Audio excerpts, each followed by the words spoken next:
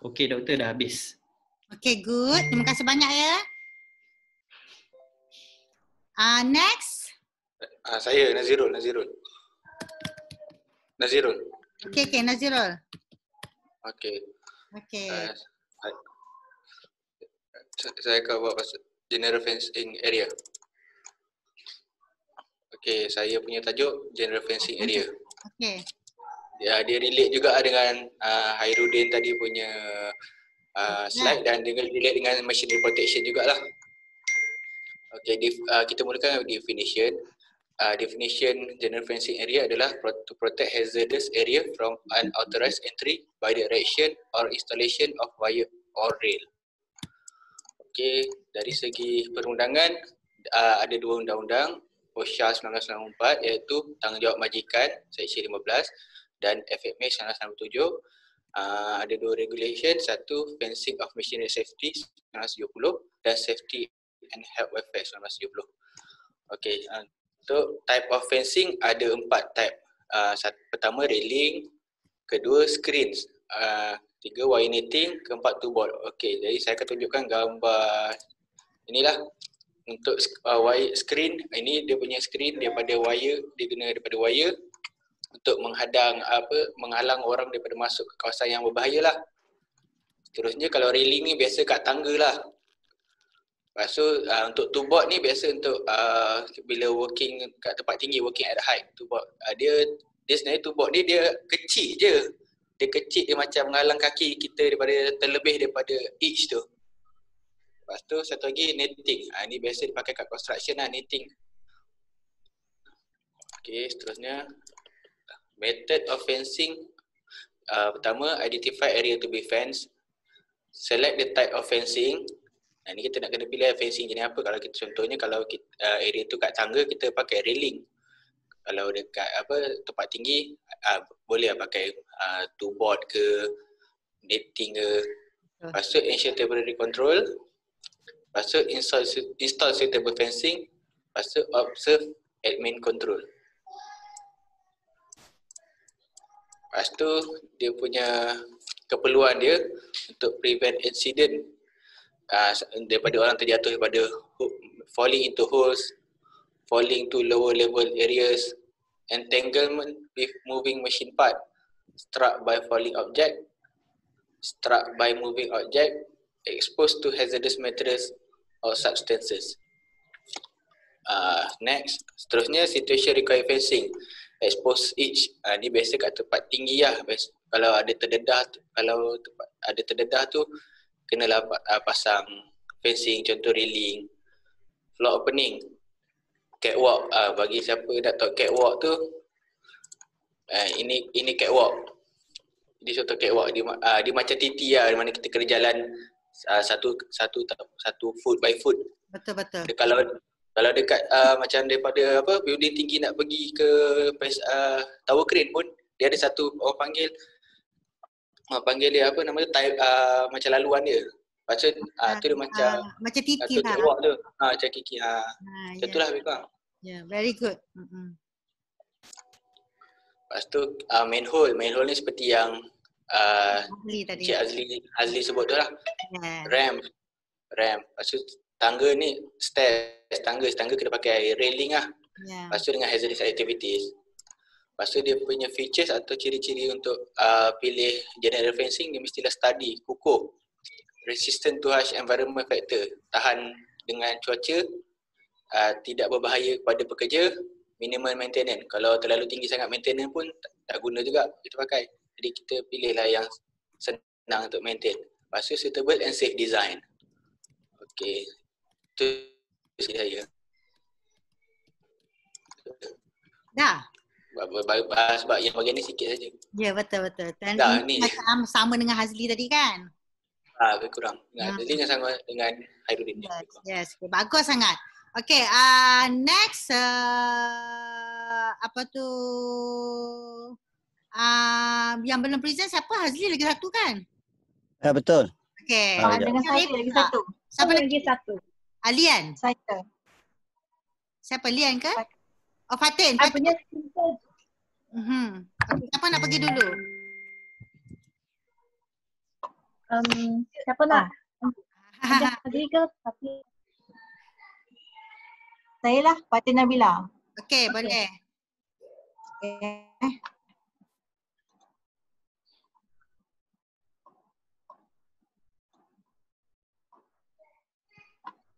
Okay. Wow. Okay, saya ambil tajuk Mr. Ram, chapter 8, Pressure Vessel. Okey. Okay, untuk pressure vessel ni kita ada 3 related provision dia. Satu FMA daripada Steam Boiler and Unfired Pressure Vessel, Regulation 1970. Second ni requirement daripada DOSH iaitu kena ada schedule untuk testing hydrostatic dan juga steam test dan menggunakan borang JKJ 105 atau 106 dan 127. Okay, lagi satu requirement daripada OSHA 1994 jugalah. Okay, first kita pergi kepada definition dia iaitu perbezaan antara fire dengan unfire pressure vessel. Okay, fire pressure vessel ni adalah vessel yang menerima haba daripada luar dan juga untuk maintain dia punya pressure tu dekat above dia punya atmospheric pressure. Okay, contohnya adalah boiler, steam boiler. Ni yang belah kiri ni. Okay, unfired pressure vessel pula, dia tak memerlukan heat daripada external sources untuk beroperasi. Okay, next kita pergi kepada classification dia iaitu perbezaan fire dengan unfired. Okay, kedua-dua ciri untuk pressure vessel adalah dia ada closed vessel. Dia operasi dalam bentuk closed operation lah. Untuk fire pressure vessel, dia above atmospheric pressure. Dan juga untuk fire juga dia generate heat daripada external source untuk dia contohnya kan kalau macam boiler dia terima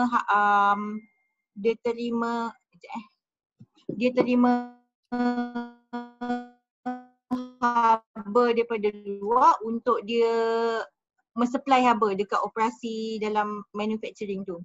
Okay, example untuk fire vessel pula macam steam boiler, thermal oil, autoclave, yang main temperature tu lah. So untuk unfired pula, dia any closed vessel yang mengandungi oksigen, gas ataupun chemical liquid. Okay, dia punya operation pula below the atmospheric pressure dan contohnya macam air compactor, water softener. Next, pergi ke application dia untuk fire pressure vessel. Contoh dia adalah steam boiler kan. So dia generate steam untuk disupply kepada unit operation yang lain lah. Contoh application dia dalam food processing. Food processing kan dia macam nak guna untuk sterilization kan. So dia punya steam boiler tu akan generate steam untuk supply kepada sterilization process. Next is macam medical process, manufacturing dan juga utility yang untuk electricity generation. So next, unfired pressure vessel, dia punya applicationnya contoh dia macam air compactor dan juga untuk storage of pressurized liquid. Dan application dia dalam manufacturing process, water treatment, food processing pun ada juga pakai. So hazardous condition yang boleh disebabkan oleh both fire dan unfired pressure vessel adalah contohnya mechanical blast. Mechanical blast ni macam letupan sebab pressure kan, pressure difference. So dia boleh mengakibatkan letupan kalau kita tak control dia punya pressure tu ikut spec dia lah. So second is the leakage in the wall or tube. So leakage ni boleh terjadi daripada high pressure. And then toxic release into air. melalui explosion ataupun ada kebocoran ke ataupun ada spark yang boleh menyebabkan fire ataupun internal explosion lah. So next is cracks in wall or tube. So macam ada kebocoran lah dekat dia punya dinding-dinding tu. And next is the structural change. Maksudnya structural change ni more tu kepada aging lah. Bila kita dah gunakan dalam satu duration yang lama, so dia boleh menyebabkan dia punya dinding tu macam menipis lah and ubah dia punya structure. So causes of hazard. Causes of hazard dia contohnya excess pressure in vessel. Example kalau macam steam boiler tu operate dekat satu pressure yang within spec dia tapi tiba-tiba excess pressure kan, so dia akan menyebabkan malfunction lah.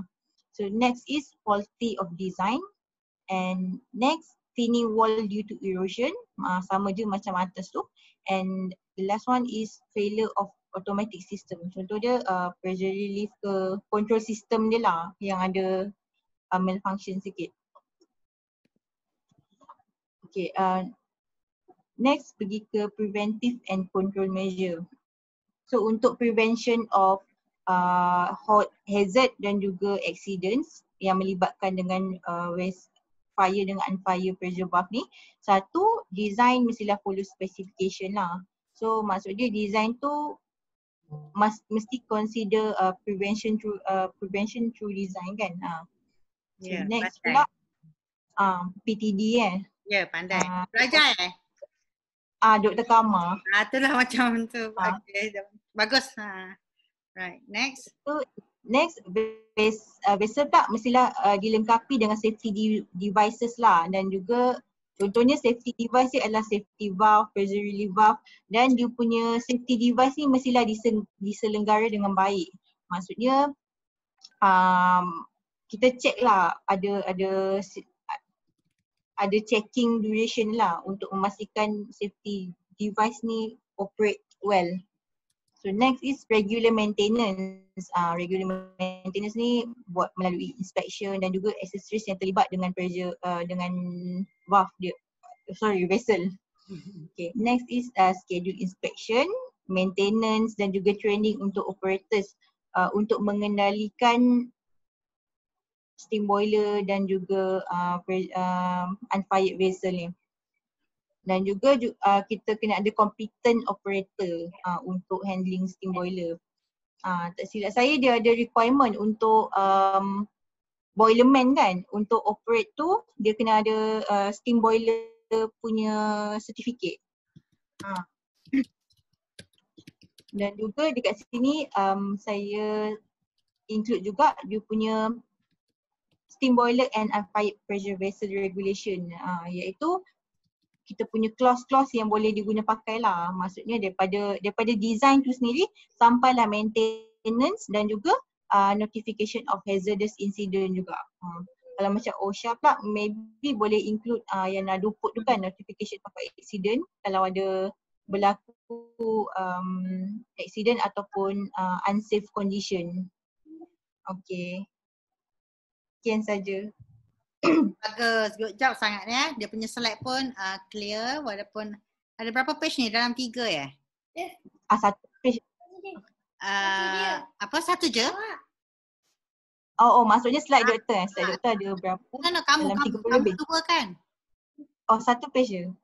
Kenapa saya nampak 2 kat sini? Masalah dua. Slide kan? Yang ni yang tu tadi. Ini yang chapter 8. Chapter 8. Okay, sorry. Okay. Sorry saya pergi tengok slide lain. Minta maaf. Awak dah siap sudah ni? You dah selesai. Ada lagi tak yang you boleh present? Apa? Kamu dah siap semua? Ada lagi transportation. Oh, okay. Lian kan? Yes. Okay, Lian. Okay, you teruskan ya. Transportation ni very easy. Tapi I hope semua orang dengar lah. Transportation. Alright.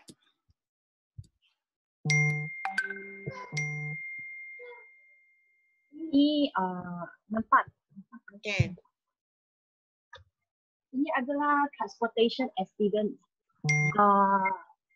mostly kita discuss dekat land punya saja sebab transportation dia ada divide by land, water and air.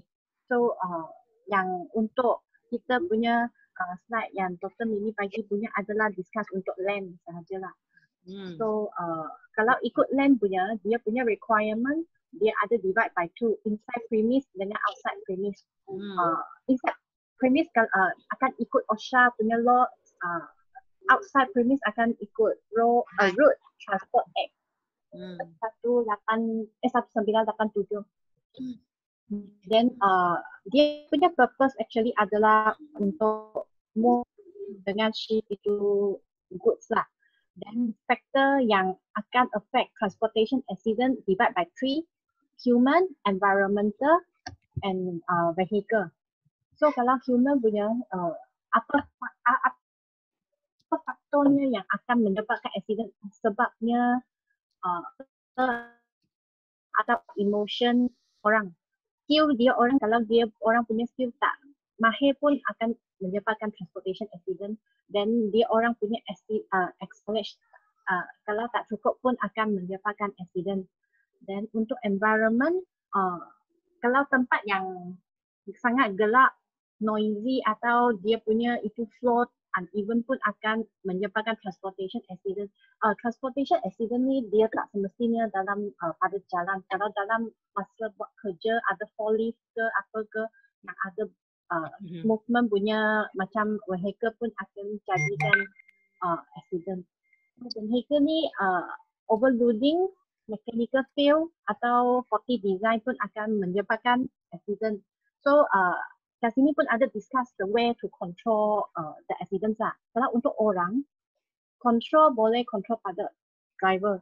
Drivernya mesti ada license, ada provide training, yang siapa yang driver yang ada permission sahaja boleh bawa kenderaan tu. Then dia yang driver punya actually dia pun kena report. Itu kalau dia punya vehicle ada damage ke apa ke pun kena buat annual medical test for itu driver. Sebab kalau dia punya kesihatan ada problem pun dia akan affect juga jadikan ada accident lah. Then kalau untuk environment, controlnya adalah masa buat kerja kita boleh marking itu floor dengan yellow punya line, then provide unloading parking, install mirror dekat outward punya angle so that itu bright side boleh nampak lah. Then install juga itu warning lamp.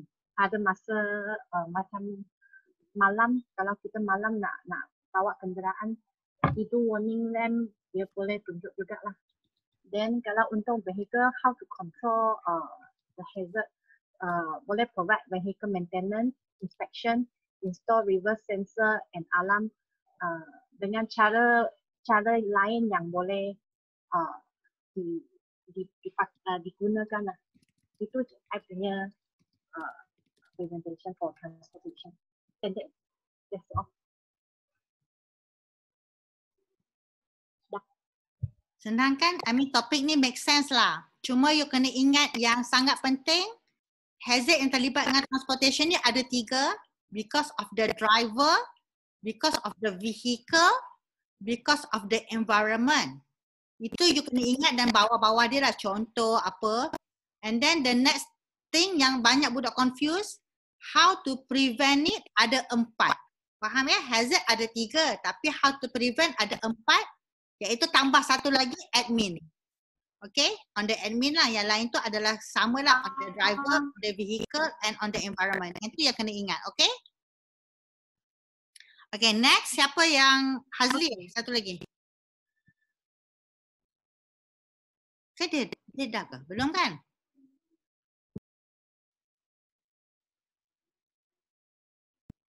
Hello?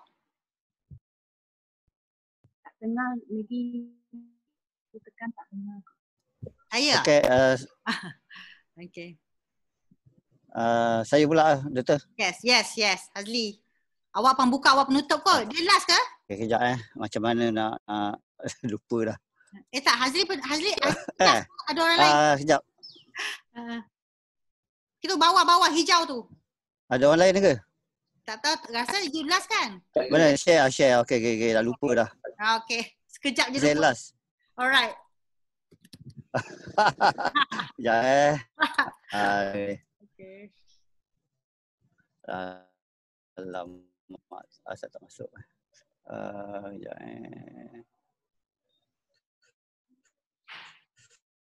welding work.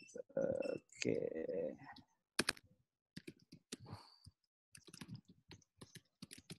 Okey, bagi slide saya yang last adalah berkaitan dengan kerja-kerja kimpalan. Okey, kerja-kerja kimpalan ni dia tengok dulu secara senang dia kita cakap adalah kerja-kerja untuk menggabungkan dua metal menjadi satu. Okey. Menggunakan heat, air ataupun kedua-duanya sekali. Okey, dekat mana welding work ni selalunya dijalankan. Pertama sekali kerja-kerja welding ni banyak dilakukan di construction and infrastructure site, manufacturing industry, shipbuilding, kilang-kilang kereta, industri oil and gas dan juga support industri lah yang support manufacturing dan juga lain-lain. Okey, kita ada 3 jenis. Adalah gas welding, kedua electrical welding dan juga yang ketiga adalah current ataupun resistant welding. Untuk gas welding selalunya yang kita akan nampak kalau orang gunakan ada 2 silinder lah. Dia gunakan oksigen dan juga acetylene ataupun LPG. Ini adalah standard yang biasa orang selalu gunakan lah. Okey, kedua adalah menggunakan using electrode dan high voltage. Boleh sampai 400 darjah Celsius. Ini lebih bahaya sikit sebab dia punya heat adalah tinggi. Okey. Ini yang biasa dia gunakan, ada macam-macam bentuk lah, ada yang kecil, ada yang besar. Okey, kemudian yang ketiga adalah menggunakan current atau resistant welding. Ini biasanya kilang-kilang kereta banyak gunakan lah. Ni pakai mesin untuk dah automatic kan ada punya sistem. Okey, sebab dia lebih detail lagi. Okey, seterusnya apakah hazard wujud disebabkan oleh aktiviti welding ni? Pertama, fire. Dia boleh menyebabkan heat, spark ataupun molten metal or direct contact with the flame. Okay. Kedua adalah explosion. Dia boleh menyebabkan letupan. Terutama apabila kita buat kerja-kerja cutting, repair tank. Yang paling penting masa kita repair tank, terutama kalau kita repair tank yang ada contoh minyak diesel ke apa ke, dia boleh menyebabkan letupan yang bahaya lah. Maknanya dia bergantung itu yang kena betul-betul. Material dalam tu ya? Ya betul. Jadi sebelum kerja-kerja hot work di jalan, ya? Itu jelas bila awak explain macam tu. Sebab kadang-kadang saya terfikir apa bezanya spark tu daripada welding tu, macam mana ada yang menghasilkan fire, macam mana ada menghasilkan explosion. Rupanya dia bergantung pada apa yang container ataupun benda tu handle ya? Ya betul. Bagus. Jadi sebenarnya dia tak boleh datangkan letupan, tetapi dia chain reaction dengan benda lain. Sebab tu sebelum dia buat welding dibuat, dia kena tahu dekat mana dia nak buat dan juga apakah kondisi yang ada di sekeliling dia. Okey. Bagi hazard seterusnya adalah dia boleh mendatangkan skin burn. Terutama bila dia lebih pada close contact. Tak pakai PPE macamnya dari segi pakai lengan pendek ke apa ke, benda tu boleh direct impact pada dia punya skin burn lah sebab temperature dia tinggi, terutama yang melibatkan electrical lah. Okey. Kemudian adalah flying particle. Sebab apabila dia welding tu, ada setengah dia akan boleh terpelanting dia punya spark metal tu semua dia boleh terpelanting. Jadi boleh kena mata, boleh kena tempat-tempat lain lah. Betul. Dan heat stress juga boleh berlaku bagi orang yang bekerja dengan welding sebab dia biasa kerja dalam tempoh jangka masa yang panjang dan juga kawasan yang sempit biasanya, dan juga mungkin heat tu datang daripada environment kerja yang berlaku lah. Kemudian exposure to chemical.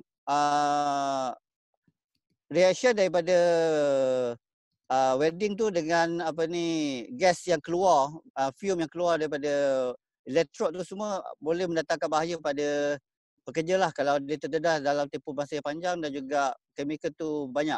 Sebab pernafasan ke? Ya betul, pernafasan dia tu. Sebab Okey. kalau dia tak pakai PPE yang sesuai, benda tu boleh mendatangkan bahaya pada dia lah. Baik. Okey, kemudian electrical shock ni lebih kepada equipment dia sendiri. Kadang-kadang equipment yang dia orang pakai ni, dia punya kabel dah rosak. Apabila dia attach dengan body kawasan kerja dia, ia boleh menyebabkan electrical shock lah, terutama kalau dia boleh platform tu adalah besi. Okey, kemudian radiation juga boleh berlaku, terutama pada sebelah bahagian mata. Sebab apabila direct impact, cahaya tu retina mata kita boleh rosak. Sebab tu dia kena pakai protection, PPE yang sesuai pada mata lah. Okey. Kemudian safe handling of equipment, mudah je untuk electrical resistant. Pertama kena check lah kondisi peralatan tu sendiri sebenarnya. Okey, generator dalam keadaan baik, tak ada damage. Kita kena buat inspection, visual inspection lah. Kemudian during welding kena pastikan equipment tu kena maintain dengan baik. Lepas tu earthing dah dibuat, lepas tu suitable. Equipment tu sesuai dengan task yang dia buat. Kemudian bagi welding, gas welding, pertama sekali kena storage of cylinder, penting. Sebab apa, kadang-kadang cylinder tu berdiri tegak, boleh jatuh ke apa ke, itu sendiri dah satu hazard yang besar lah. Kedua, cara kita handle gas cylinder tu juga penting. Apa kita nak transportation tu, gas cylinder tak boleh sekadar main tolak pakai kaki ke apa kan. Jadi nak kena carry dengan yang suitable lah. Okay. Check for any gas leaking dekat regulator. Lepas tu check for damage to hose. Lepas tu dah pastikan tak ada sumbat lah dekat dia punya nozzle ataupun hose pipe. Okay. Yang seterusnya, selain daripada check pada equipment, bagaimana kita nak pastikan kerja-kerja hot work tu selamat. Pertama sekali kena establish hot work permit. Apabila ada hot work permit tu, kita dah tahu jenis kerja yang buat, bila dan agak bagaimana nak buat. Lepas tu apakah precaution yang perlu ada dan juga siapa yang PIC yang bertanggungjawab. Jadi PIC tu kena pastikan semua kerja-kerja telah di housekeeping dan juga barricade ke apa semua dia dah buat. Jadi benda tu dah dimasukkan dalam PTW dah sebelum PTW dah approve. Benda tu dah settle lah. Kedua, kena barricade kawasan kerja. Barricade kawasan kerja dan pastikan housekeeping dah buat semua yang flammable item ataupun yang mudah terbakar tersingkat. Okey, kemudian provision for fire prevention equipment dan juga person. Fire extinguisher kena ada, fire blanket kena ada. Dan anda kata kalau kerja tu perlukan fire washer pun perlu ada. Sekadar standby bagi anda kata berlaku kebakaran sebab ada setengah-setengah tempat agak sensitif. Jadi dia kena ada seorang fire washer untuk standby. Kemudian ada isolate flammable matter from work area. Lepas tu provide PPE dan clothing. PPE yang sesuai dan juga clothing adalah penting. Sebab benda tu yang akan last protection pada diorang. Kemudian training. Okay, training pun juga perlu ada. Welding ni tak semua orang boleh buat. Dia ada perlukan kompetensi tertentu yang diorang kena ikut lah. Okay, kemudian general safety working practice, safe using of equipment dan juga how to use fire extinguisher dan juga fire blanket dan juga ERT, information to ERT lah before macam mana dia nak communicate dengan ERT team. Ada kata berlaku apa masalah dan seterusnya benda ni kena ada supervision. Barulah benda tu ada pemantauan dan juga ada pertanggungjawaban kepada seseorang anda kata apa-apa berlaku. Okey, itu saja doktor. Selesai. Okey, cantik. Dan you punya slide pun very easy nak faham semua. So, nanti jangan lupa tak kau orang semua ya. Walaupun you kena baca yang lanjut dia punya description tu daripada nota saya.